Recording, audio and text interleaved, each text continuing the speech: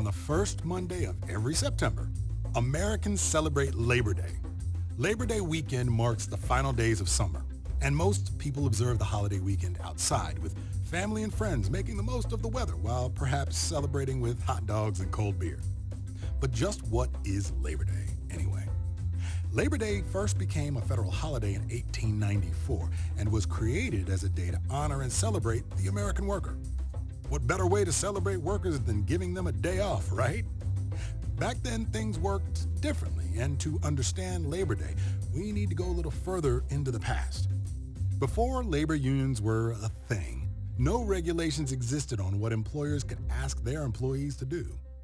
This meant that employees were very often required to work extraordinarily long hours, and with no job protection from discrimination or even violence. Worse, young children were often put to work in factories, mines, railroads, warehouses, and other dangerous work environments.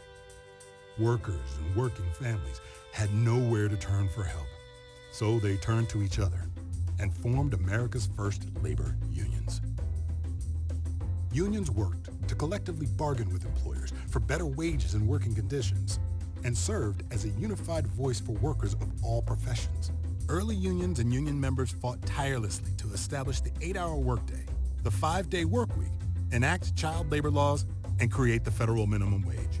Since then, unions have served as a vigilant advocate, protecting the basic human rights of workers on the job.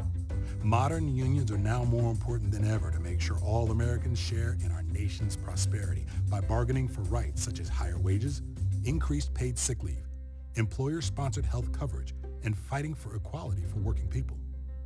We observe Labor Day not only to honor those who helped shape workers' rights, but also to celebrate our nation's unions and all the workers who power America every day.